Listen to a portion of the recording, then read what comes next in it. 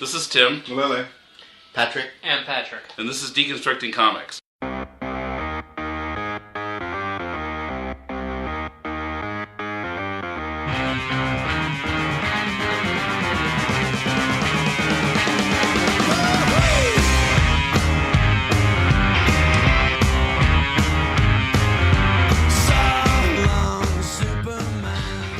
Welcome to Deconstructing Comics, sponsored by ComicsNow.com. Got four of us here today, and Mulele, why don't you introduce the topic? Okay, a couple of weeks ago, in fact, I think it was March 2nd, Nine Inch Nails came out with a new album, available for download on his website, nin.com.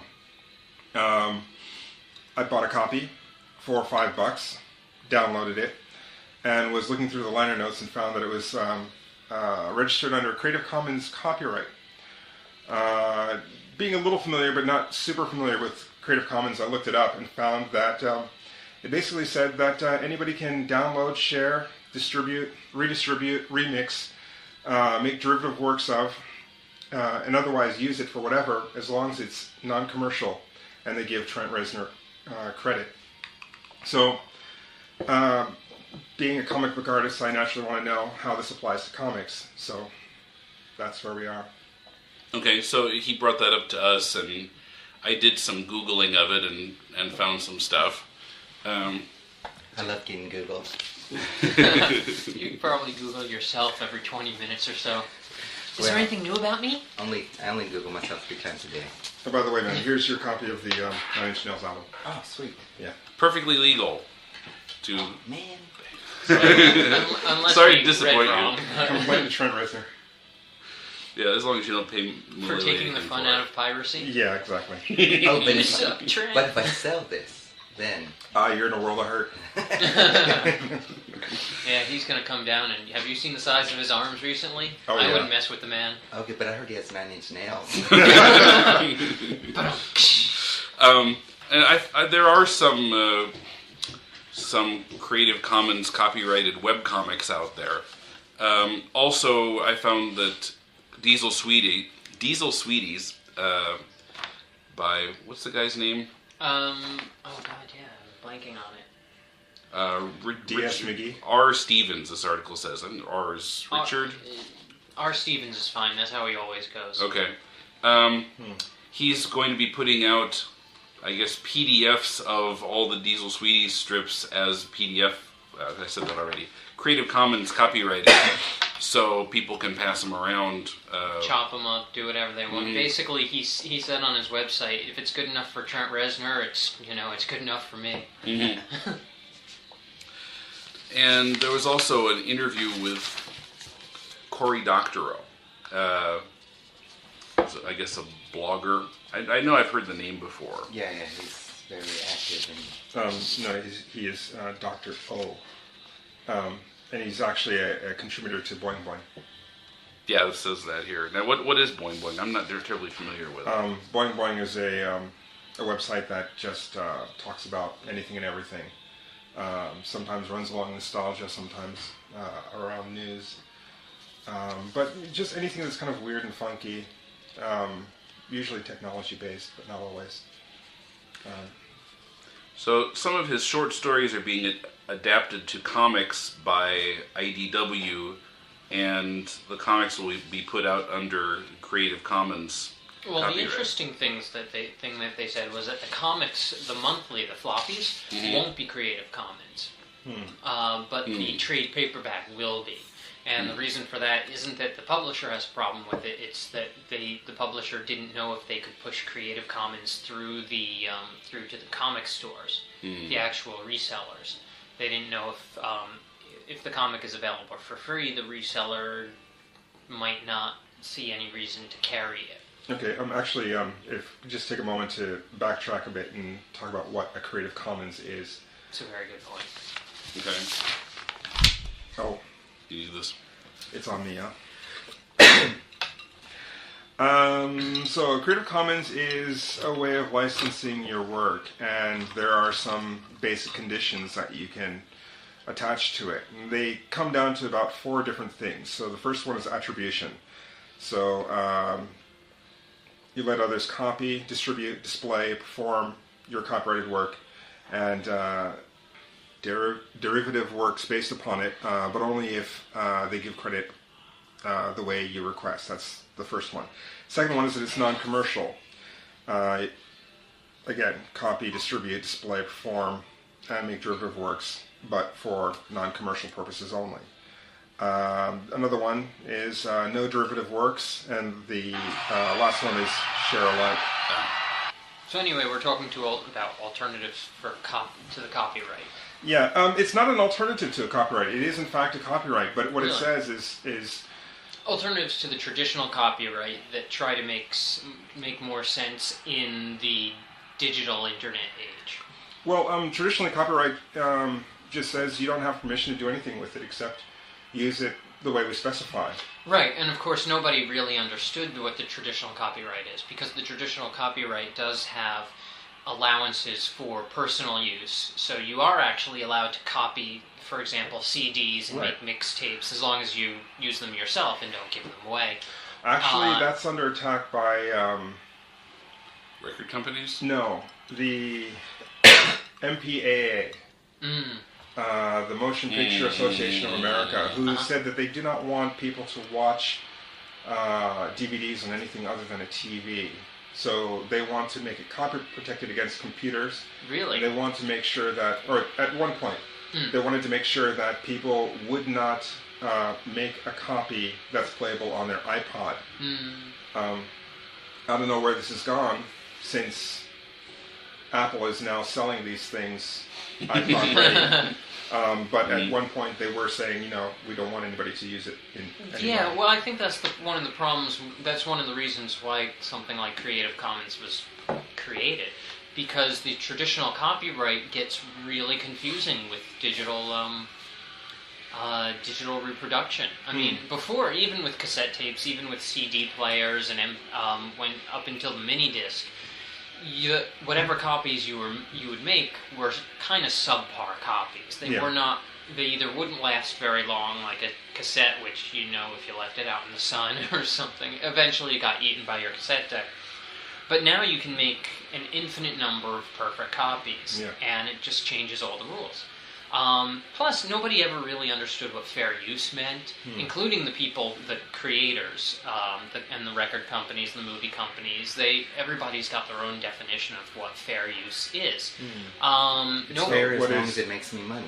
Right. What is fair use? Well, see, that's the problem. For me, fair use was always you can make copies of it as long as they're for your own personal purposes. But then there's ripping your CD to listen to it on your iPod would be fair use. should be covered under fair use, but record companies at the beginning there weren't too keen on that. They didn't consider it fair use. They thought that you needed to buy another version. Also, for printed matter, if you're an educator, technically you're allowed to photocopy pretty much anything and use it in class, even pass it out, distribute it for educational purposes. Well, actually, one point on that. In most textbooks, or I think the rule is with textbooks, that you're allowed to photocopy like 1/3, but that's about it. 1/3 of any given section. But you're not allowed to just copy the entire thing. In fact, schools that do photocopy are. And I think also, like for reporting, or like for journalism-wise, you can use parts of any copyrighted work. You just can't show what's the heart of the work. You can't like give away the ending. So if I copy everything in what's the name of that movie? Orson Welles. Citizen Kane. Thank you. If I copy everything up until the Rosebud moment, You just screwed it up. I'm not actually copying now. I'm just giving away the ending. That's an idea. I could give away the ending in one point and give away the rest in the other, and no copyright problems. I'm sure it's a little bit more specific than that, but probably not. Okay. Actually, since digital copying had become so popular, they were trying to rework the fair use laws on music, because the idea of cassette copying was that it was such a poor quality thing that you give a copy to a friend and the friend gives a copy of his copy to a friend. After 2 or 3 generations, it's Yeah, no you're longer listening worth it. to static with a slight beat in the background. Yeah. I miss that static. Yeah, it was Yeah. good static, good white noise. But there's also a lot of things going on with copyright in the past 5 to 10 years with people trying to roll back the copyright. Right now, copyright lasts for, what is it, the life of the creator plus 50. Plus 50? 50 years. I think they're trying to. Okay. I think they adjusted it to 70 or 75. Well, and they Right, keep right. extending it for 75. like Disney and whatever, so They- Mickey's Right. always They've copyright. extended it for Disney, for Mickey Mouse and those characters, which is unfortunate because I had this Mickey Mouse porno that was ready to go, but We all do. Yeah. We all do. But you've basically, also it was got an act people of who are Congress. trying to roll it back to a standard of 15 years, where it's, or was it even less than that, where it's 15 years non-renewable and After that's, the life that's of the it. creator, or No, 15 years Total. total, and then it becomes public domain. that'd be an interesting thing. Yeah, but at that point, it also becomes really hard to sustain yourself as any You kind have of a to creator. constantly make new stuff. But not only that, You also have to You're stay at also- the top of your game. exactly, and you end up competing against yourself 15 years earlier because Yeah. somebody can just go, well, I want this guy, but I don't feel like paying him, so we're just going to take all of this stuff. So it becomes, the argument, of course, is that it becomes almost impossible for anyone Yeah. to support themselves as a creator. I don't think the movie companies would actually be able to do that as well. And I think just for that reason, it's not going to happen that way. Yeah, there's a lot of fight going on, I I'm guess. sure. But it was in Congress. I know that there were actually hearings in Congress about it 3 or 4 years ago, and this movement keeps kind of coming back. I think Creative Commons, once Creative Commons got big, I stopped hearing about that movement. So maybe Creative Commons has come out as an actual workable alternative to A these compromise people. too. Right. Yeah. Well, the problem was that the people who were pushing that particular copyright scheme, the nobody owns anything for more than 12 days Yeah. copyright scheme, was that they were promoting it as anti-Disney, that Disney shouldn't get these special. Yeah, they make it specific to Disney. Don't Right. give them special treatment. But what they were really doing was that it was spearheaded by a lot of the people who were involved with stock photography and stock art. Okay. So, Yeah. they were claiming that it was helping the little guy, but it really No. wasn't. It was really just a different big corporation trying to stick it to every corporation, big and small. I know. I mean, for me, like as I know people that distribute software under Creative Commons, that distribute music and art under Creative Commons, and it just all smacks of communism to me. Which answers my question, which is, do you distribute under Creative Commons? Now, I do put some work up on DeviantArt, and work that I consider like fan art. Is I would love people to download it, rip it off, put it on whatever. Now, is DeviantArt Creative Commons? No, DeviantArt gives you there's a little spot there you can decide what license you want. Like Flickr? Yeah, for your artwork, and it has. It's Creative Commons, but I mean you can limit. Like don't download it, don't use it, don't do nothing, or go to town. Right. So maybe this is a good time, since we're here, and I could shoot off into some of the questions with Flickr and some of the problems that have happened there and DeviantArt. Maybe it's a good time for Mullally. You were going through the different types of copyright. I think they give a list underneath where you were reading. Yeah. There are like four or five different types of copyright. Well, actually, The traditional being all rights reserved. Yeah, the traditional being all rights reserved means you can't do shit with it. Right. Except use it how they want you to use it. But basically, as I was going through before, the attribution, non-commercial, no derivative works. The last one, share alike. You allow others to distribute derivative works only under a license identical to the license that governs your work. These are the 4 basic conditions, but then below that is a number of combinations. Which would be just attribution, or attribution share alike, attribution no derivatives, attribution, non-commercial, attribution, non-commercial, share alike, attribution, non-commercial, no derivatives, that's it. But basically, you choose which version of that you want. And the one that the 9 Inch Nails stuff falls under is the attribution, non-commercial, share alike code. And in fact, attribution being what again? giving credit. Right. You attribute. This is by 9 Inch Nails, or Right. Yeah. That makes sense. Yeah. Attribute. Yeah. The caffeine's just starting to kick in here. That's right. Yeah, so basically any of these conditions that go with your copyright, it doesn't usurp your right to the work, but it does define the conditions under which you're okay with people to use it, which I think is actually kind of nice. Yeah. Right. Now, here's the thing, and here's one of the questions I've had recently. Technically, my work is still under all rights reserved, Right. because when I set up my website and started setting this stuff up, Creative Commons either didn't exist or I hadn't heard of it yet. Same for me. So everything's all rights reserved. Even my stuff on Flickr is all rights reserved. And I've been debating whether I want to change over to a Creative Commons license. But the question is, which one do I pick? Obviously, I don't want people making money off of my work, so it's non-commercial, and obviously I want to be it attributed to me. Now, even though I'm all rights reserved, people are already taking my work and borrowing it for things like blogging.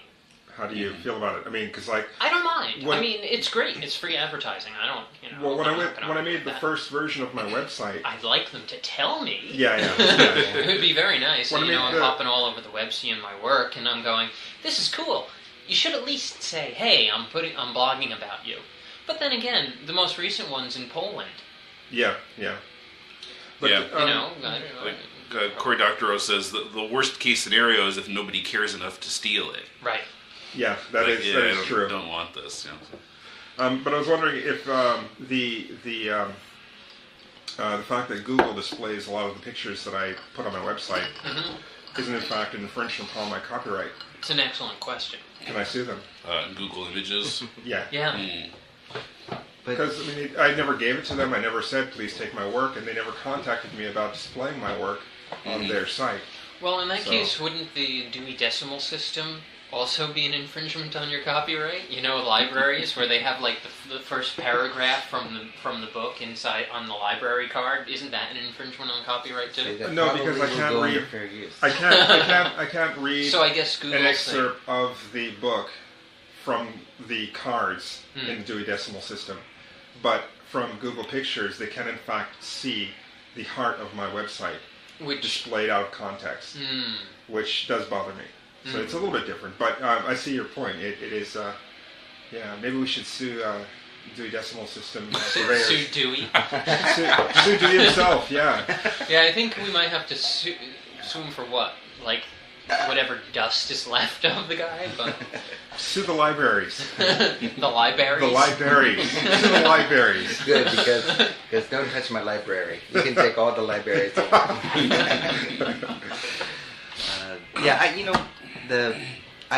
Until you mentioned out of context, I was thinking like, man, I would love to show up on a Google image search. Oh, that's you just Google your name. You'll be there. I haven't. Oh, you know what? I've never tried it on images. Google your name and click images, and but there's also a way that you can do to make sure you show up more commonly on Google Images. Add long description tags to your images. Fill out the alternate alt tags, and there are other ways to do it too. Like you enter the Google thingamajig, like you put your name in, and they. Well, I was just thinking, but what you said, like out of context, so that makes kind of, that makes a lot of sense. Well, I mean, if let's say you work on something, and you put out a comic. I mean, like a web comic.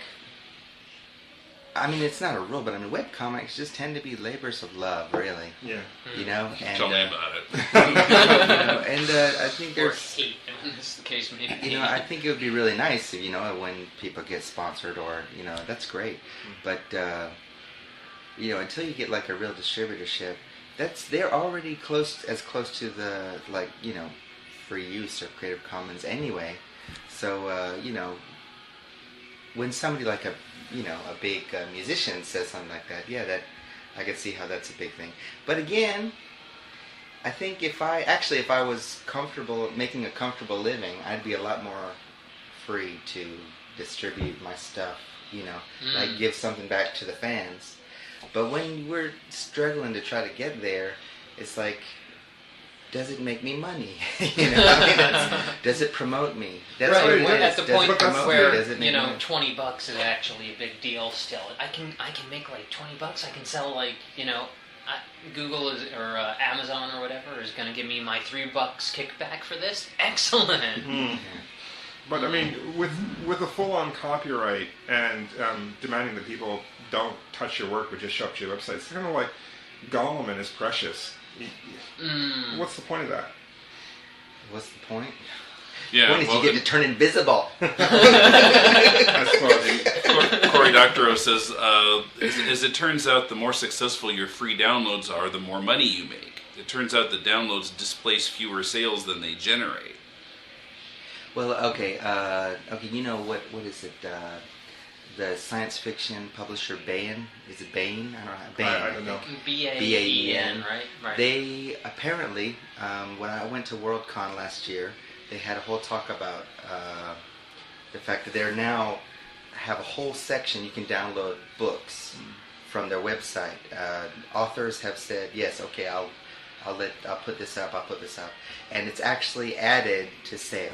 Mm-hmm. And so that's, but again, these people are, at least they already have like 5-6 books like actually published. So it's, So you're saying basically that the Creative Commons copyright doesn't help you unless you're already there. I think when we're still trying to break through that first barrier, it's, it's, I don't know, it's kind of a... Which kind of brings up something that I read recently. On Drawn.ca, they had a post recently about something called 1,000 Fans. Yeah. Did you read that? I did. And what? Okay, basically, and I hadn't heard any of this, so it was all news to me. When you talk about the internet and you talk about creators on the internet, what they've got is they've come up with a graph, and basically on the graph, your top people are in your top 3 to 5% here, and then there's a steep drop, and then a swoop out to what they call the long tail. Mm-hmm. And everybody else is in the long tail, which means you're making like $8 a year, as opposed to the $8 million a year. Right. And so the idea is that the internet doesn't actually help creators all that much, because most of us get stuck in the long tail. However, this particular website was arguing, this particular writer was arguing that there's actually a middle ground. You don't have to be one of the top 10 guys in your field, and you don't have to be stuck in with the other 8 million. There's a point that you can reach where you can actually support yourself through the internet without becoming the ultra-rich guy. And give or take, it seems to be about the 1,000 true fan section. If you can get 1,000 true fans, a true fan defined as somebody who will buy anything you put out, then you can make it. Now, the argument is that if a true fan spends one week's salary on you, and he defined a week's salary as $100, which is a pretty low salary. Pretty fucking poor. Pretty freaking poor salary, yeah. I've been there. 400. I've been there recently. Yeah. Yeah, it's been kind of a rough year, huh? Yeah, but you figure if you have 1,000 people and 1,000 people willing to spend $100 a year on you, and $100 a year is not a lot of money. And if they really dig what you're doing, your T-shirts, your music, your artwork, your comic, a trade paperback, whatever, $100 a year times 1,000 is $100,000, which is, I don't know about you guys, but more than I've ever made in a year. But based on that, I calculated how many true fans I would need to replace my current salary at my English school. Right. 300. Right. 300 true fans spending $100 a year.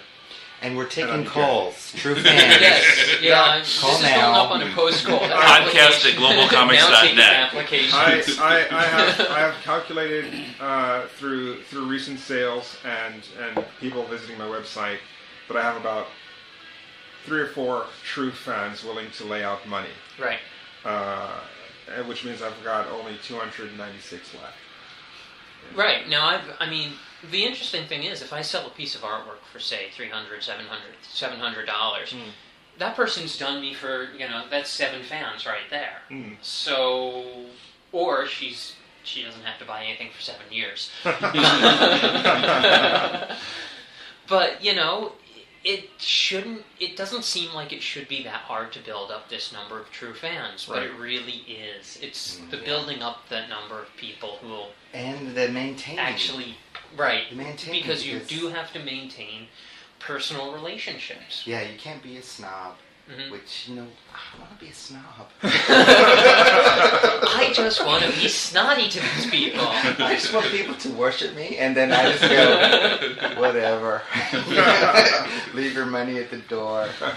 Okay, kiss the sneaker and leave. No, look, I love anybody who, as long as they don't compliment me too much, it really makes me uncomfortable. But see, that I don't have a problem. I love talking about my art with people that, if they like stuff about my art, I love talking with those kind of people. And but it's like if I do shows often enough, it's not as hard to maintain. I just make sure that I send out my emails and whatever flyers, and then it's not as hard to maintain. When I don't have a actual show where people can come to, I can catch up with people, it's actually a little harder for me. Because blogging is really one way kind of thing, and not with necessarily. comments, it can be 2 ways. Yeah, my people don't comment. It takes a lot of time. Yeah. Actually, it was pretty instant for me. Really? Just showed up and boom, there it was. Huh. Well, actually, I think it's because I was using Illustration Friday. Right, and that's where most of my comments come from. Yeah. Really? Yeah. Y'all need to help me out with some of this stuff, because Patrick's the man. my blog is floating on some island somewhere. How often do you update? I used to update every day, and it just the reaction wasn't there. Well, but that might be overkill, though. Yeah. Yeah, but what happened was, it's after I had some after I had an illness in the family in October. It was really hard to do it every day again. I've been using a Japanese community site called Mixi, right? And which will kind of bring back to the Creative Commons license. But Mixi, I get a regular 30 views every day, and this seems so far. Even when I'm not updating every day, even now I take days off for almost a week sometimes, and I'm still getting a pretty solid 30 views a day out of a little less than 200 Mixi mates, whatever. And and a lot of those people, I don't have to send emails to them for the shows, because they will comment. But it's on my blog, I have I'm not getting anything. See, I use FeedBurner to try and keep track, and I know that I've got it's just bumped up to 47 subscriptions. It seems to just shoot up. It seems like it'll sit at the plateau for a while, and then it'll bump up another 5 subscriptions, and and it's not a lot, but at least I've got that many people who subscribe to me through RSS, and other people who just, aren't as computer savvy who come back. But it takes time to build up, and I try to update minimum once a week with new artwork. But here's the question, man. Twice a week if I can. How long have you been pimping your shit, so to speak? The blog is getting about a year and a half old, I think. Okay, so in a year and a half you've built up to 47 subscribers. Right, exactly. Wow, that's great. It's okay. It's not fantastic. But, it's... I wish that I was more even with my advertising. I tend to be sporadic. I tend to, go in bursts at it, and I'll advertise for a little while, and then I'll get tied up doing other stuff, and 3 to 6 months will pass, and then I'll throw out a bunch of new advertising. But that's not how everybody does it. I think the smart people just do it every week. There's a guy out there who when you say advertise, what exactly do you mean? Well, I do postcards to which don't seem to do a whole hell of a lot, honestly. But I go to the different, I put stuff up on MySpace. Facebook I haven't really figured out how to leverage as a career thing yet. I'm just using it as a keeping in touch with friends thing. So mostly it's Facebook. What is it? Illustration Mundo. I put stuff up there occasionally. I just put something up on a website called artscore.com, which is apparently connected to Pimp Visual and a couple of other photograph whore or whatever, picture whore, I don't know what the hell I'll say. And that's gotten me some sites. Little Chimp Society, I put some stuff on. I know Mullally does Sugar Frosted Goodness. And I think occasionally posting to these guys, anytime I've got news, I try and post to something like that. MySpace seems to help a bit. But not a lot, but a little. Yeah, when I did, I put up an animation on YouTube. I got, let's see, in a couple days, I posted, it took me like a half a day, but I posted, to a bunch of people on MySpace in their like comment section, and also Mixie, and I got about 200 views in a couple days. 200 page views or 200 views of the people of the you can 200 views of the which just means this is different people.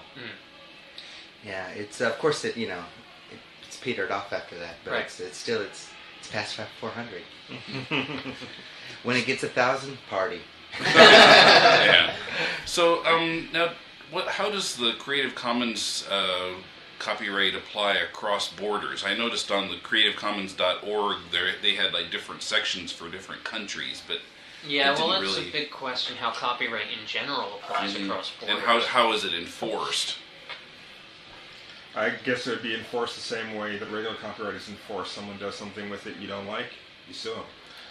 Or you send a cease and desist letter first. But beyond that, that's kind of the whole point of this, I think. It's not enforceable. You can't stop someone from downloading your work if it's there on the internet. If you don't want people to see it, don't put it up anywhere. Yeah.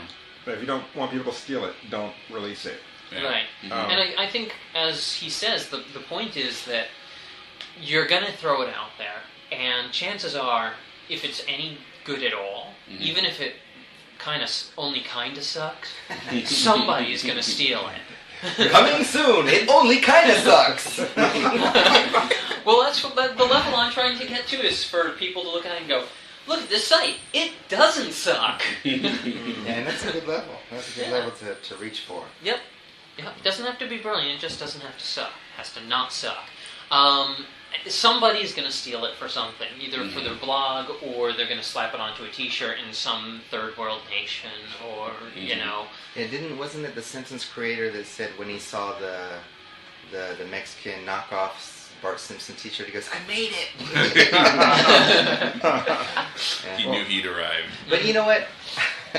I guess, knockoffs and stuff like that, that's, man, when I saw I guess it was like the Mexican Superman with the really wimpy ass, I was like, it's like a Mego knockoff. Broke my heart. Ass? What? He had a wimpy ass? What? S. Oh. That's what I thought you said too. Well, let's not get into Superman's ass. For all kinds of reasons. But what I was going to say before, like Mixie, there was some hubbub about mixing. The same thing I think happened with MySpace. It's like artists that posted there, they tried to say like we have a right to. Yes, MySpace has, and they just since changed. Murdoch They took just over. changed their licensing agreement. Actually, it was like this before. It's just no Really? one noticed. Oh. And it's there when you sign up, but it's in the reams of. Yeah, legally- everybody just clicks OK. Basically, they say if you post your stuff to MySpace, it's ours to do whatever the hell we want with. We can redistribute, and obviously they need the right to redistribute it because that's what they do. I mean that's the whole point of MySpace is to show your shit to everybody. But now I think they've just redone it so that they said they can only do it as MySpace property. But my legalese isn't. I mean, I can speak a little legalese, but not enough to really hunt through and say, yeah, this is totally great. But I think it's an improvement. Yeah, but I think I understand. And for the last week or so, and I haven't read what happened. Facebook has the same thing. Yeah, for the last week or so, Mixie has been saying because a lot of people were jumping ship. Apparently, a lot of creators were, and Mixie has had this announcement on top saying. Bear with us, we're coming up with an announcement soon. Yeah, not good enough. Actually, when not MySpace, but I think it was Flickr had that thing about the 15-year-old girl that she had a picture that her father took of her at her birthday party, just kind of there. Right. And it was used for Virgin Australia. In fact, I was going to bring that up because the problem there is Flickr lets you choose what level of copyright you want to slap on a piece, and a lot of people don't bother reading it. Yeah. So it could be that she just had clicked open source, do whatever you want. Was that before or after this case? I'm not sure. Because I think what the problem was for them is that they felt that it was maybe not copywritten, but it was fair use, non-commercial. But in fact, it was used for a major advertising campaign, and it also assumes that she's a virgin, which is a little bit intrusive, regardless of. Yeah, I liked how you what the chose fact that is. word. That was a good word. I wasn't sure how to finish that sentence. Well, it infringes on her private life, and that's kind of out. Yeah, I'm not. There's especially for women. There's no win-win situation to advertise either way. Yeah. It's sad, but that's the truth, you know? Yeah. I'm not a virgin. Slut. I'm a virgin, prude. Man. Damned if you do, damned if you don't. Yeah, but literally. basically, from this news, I kind of reassessed what I was doing with Flickr and with MySpace, and I just pulled out of all of them. And You think you pulled out on time? It's Read us into you know, it's before noon, and it's never too early for me. See, now I've been actually considering getting more into Flickr recently. Yeah, and actually, I'm looking at kind of the Creative Commons argument. I'm beginning to think that was the wrong choice. I should have actually gone further in and said, yeah, if you want to use it. But attribution, definitely. Right. And maybe no derivative works. No commercial, no... And the thing is that now, I'm not sure about before. I always thought they let you choose. Because I've always had it as all rights reserved. Okay. On my work on Flickr. But I've been thinking about changing it to... What is it? The least lenient of the... See, that's the problem. How much do I want people to be able to do with my work if I choose to go with Creative Commons? Now... The control freak in me says go for, what is it? This one here, the attribution, non-commercial, no derivatives. You can blog my work, you can show my work to whoever, you gotta say it's mine, you can't change it, you can't crop it, you can't touch it, you can't do anything with it, but you can show it to people. Yeah, that's pretty much where I am. But then there's, the share-alike, the non-commercial share-alike, where Communist. where you can allow derivatives and people, recropping or using it as a, allow people to use it as a wallpaper, as what do you call those things? Like an icon really dealio. Suck. They're awful. Those wallpapers suck. So make a good one. Mine would be awful for wallpapers. It's too much stuff going on. Okay, well, just to maybe kind of wrap it up. I haven't really done much lately in terms of comics, but would you guys consider getting a Creative Commons copyright for your stuff? Some of my stuff is wrapped up in slave labor, Dark Horse comics, well, actually, not really wrapped up with DC anymore. But basically, with where I'm dealing with a partnership, I'm not going to insist on any sort of copyright other than their standard whatever they want to do. Kumar might be all for Creative Commons, but if he's not, and if slave labor isn't, then I'm not going to try and argue the point with them. I just let it go. But for my own work, I think I might go with Creative Commons. Which one? Elvis. No, I mean which Creative Commons? which Creative Commons? Yeah, like how much are you going to let people do? Probably non-commercial, I'd assume. Attribution, non-commercial, share alike. So you'd let people do derivatives. Unless their stories are better than mine with my own characters. In which case you're going to switch it and say, wait, wait a minute. No derivatives. You're fucking with the characters. No, they can fuck with the characters. So like derivatives would say, oh yeah, you can make like fanzines and... No. Well, it actually goes to the point of, for example, you make a character named Smarmy Joe or Dirty Sanchez or whatever, but I'm just trying to fit to you. So I resemble that remark. you make your character and you make your story for that character, and it's an alright character, it's an alright story, but someone who can really hone in on who that character is and they really do a lot of work and really make something fantastic with it, and they outstrip your work, then it becomes a problem. But what can they do with it? They can't. They can't make it commercial. They can do it as a fan. But see, the whole point of this is promotion. And so if they're there to promote themselves, they use your character to out-promote you. And suddenly people aren't looking at your version, they're looking at their version, even though they're not making any money off of it. No. Actually, that would not be a problem for me if someone can take my characters and still have the heart and soul of my characters. I'm like, you want to work with me? Well, see, that's one of the things... I'd hire him. That's one of the things, though. If you say derivative's okay, they can actually make a derivative that works against you. Yeah. But you still have to... Cory Doctorow says you can make anything you want from it, even stuff that I think sucks or offends me, provided that you don't make any money from it. So you can cut up the comics and put them back together again with Photoshop and InDesign or whatever, and turn them into a parody of the comics, or be mean to me with them, or make fan art, or continue the stories, or tell an entirely new story using bits and pieces of it.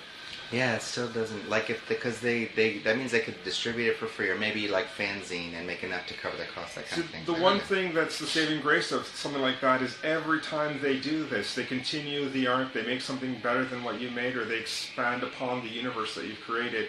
They still have to put your name at the bottom, right? And of everything that they make with that. So I think that is the one saving grace of it. And so I'm going to choose that one. The attribution, non-commercial, share alike. Yeah. For me, I guess it's like different stuff. It's like for comics, for my artwork, I probably don't want people to be able to cut it up at all. But for comics, I'd probably be a little more open to that. For my animation, I'm not even thinking about Creative Commons. I'm trying to get distributed, you know, and so I'm trying to think of. I'm thinking of total different. I'm thinking of licensing. I'm thinking of how much. Yeah, but Creative Commons doesn't go against licensing. I know. I'm just saying that. I'm not saying I'm against it. I'm saying it wasn't even in. You know, okay. Yeah, you were thinking in. Yeah, it's not even in the. I'm not even thinking about it. I'm just trying to think about what I need. What kind of licensing I need to negotiate to not get screwed by, broadcasters or whatever. No, I see. Yeah, so, I mean, for me, I think it'll be my online comics. I'm going to make Creative Commons. But I haven't made them that yet. Well, it makes sense to do that with your online stuff, since people are going to copy it anyway if they like it. So. And hopefully, like Dr. What is it? Cory Doctorow? Doctorow, yeah. Like Doctorow says, if people download it, that's good. And if people don't, then I kind of suck. Yeah. So, they don't even want it for free, then. Yeah. Yeah. How about Patrick G? Yeah, I'm sort of juggling it. I've been thinking about it for the last. Recently I did the Beast submission for Fantagraphics, and they've done sort of an unsuccessful. They didn't take me. They took somebody who did a bunch of little fairies. It's very cute. So I. Fairy. So now Sorry, you go can ahead. do a fan derivative work with the beast, eating all the fairies. There you go. Except that my beast just licks toilets. It was pretty nasty. But So it could, I assume. The crazy thing is, it's the Akaname, which is the filth licker, which licks out bathrooms. I'm not the only one who did. I'm not the only person who did Akaname. Oh, really? Yeah, somebody else posted on Little Chimp that they did an Akaname too, which kind of was like, wow. But Fantagraphics and somebody else have opened up this little thing on Flickr where you're kind of welcome to go and post your unsuccessful beast. And so I've gone in and, I've done that. And I've joined that group, which is my first Flickr group. Yay! And there was much rejoicing. Because I haven't posted to Flickr in like 2 years. So this, and now I've got people who are asking me about my artwork. So I'm sitting here going, well, if I look at the people in my genre who are successful, a lot of them keep Flickr accounts, especially now that Flickr isn't anti-illustration or anti-painting anymore.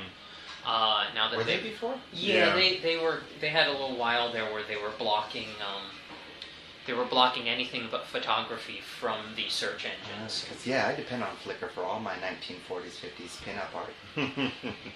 There you go. 3 times a day, huh? Huh? 3 times. 3 times. So yeah, but Actually, if I'm posting, 3 Googles and I get to Yahoo once.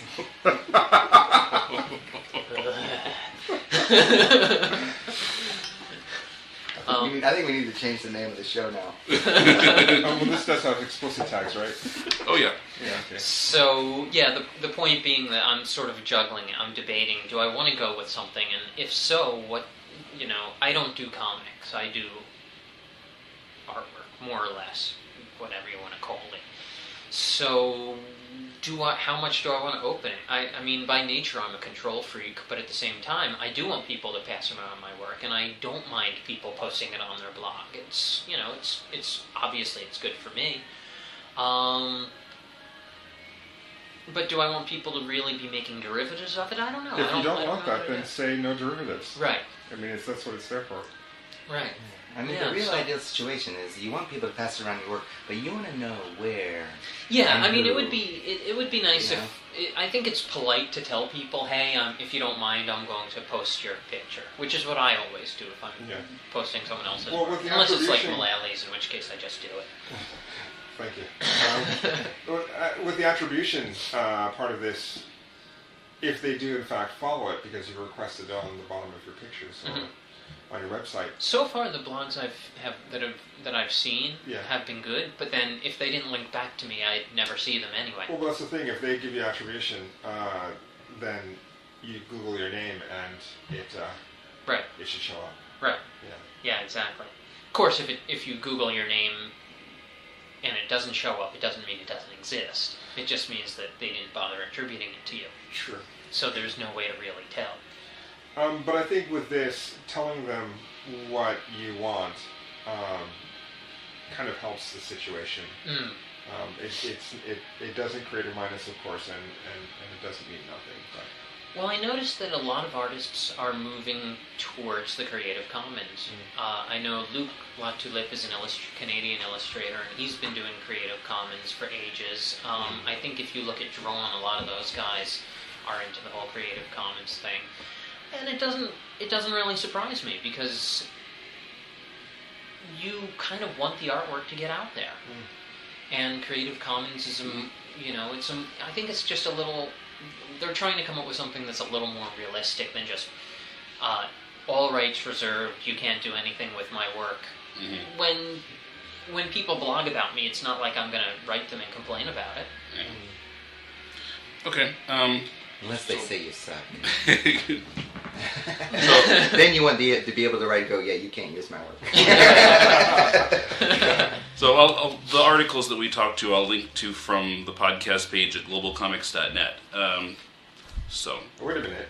What about you? Are you gonna create comics stuff, or? Yeah, if I ever do any more. Actually, I could do that we could do that with this podcast. True.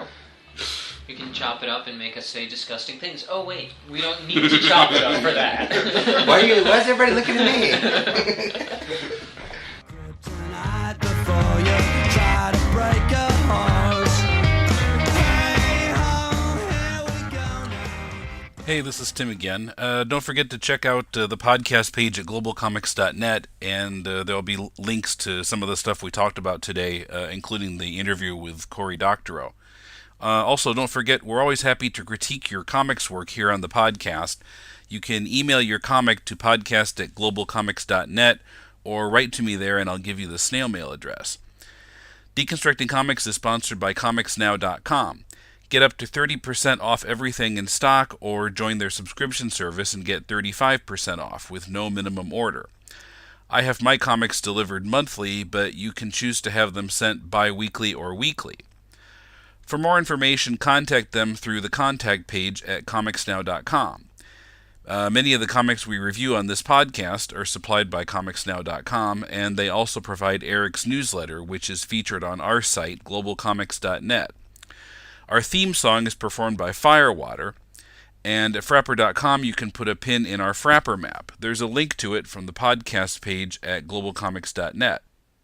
Our theme song is performed by Firewater, and at Frapper.com you can put a pin in our Frapper map. There's a link to it from the podcast page at globalcomics.net.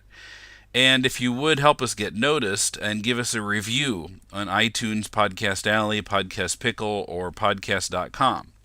Also at globalcomics.net, we'd appreciate it if you could send us a donation to help keep the show going. There's a PayPal link on the podcast page at globalcomics.net, and the email address to submit your comic or send us any comments is podcast@globalcomics.net. Next week, Brandon and I will review a couple of top shelf books, Spiral Bound by Aaron Rainier and Creature Tech by Doug Tennappel. Till then, thanks for listening. This is Tim. See you next week on Deconstructing Comics.